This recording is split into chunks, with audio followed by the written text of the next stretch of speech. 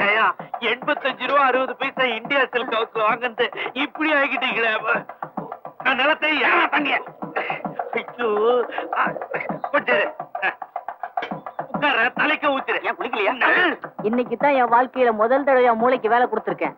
Work out ஆகலாம் என்ன ஆகும்? ஐயோ நன்றி தலைவா. இன்னும் என்னென்ன நடக்க போகுது பார்.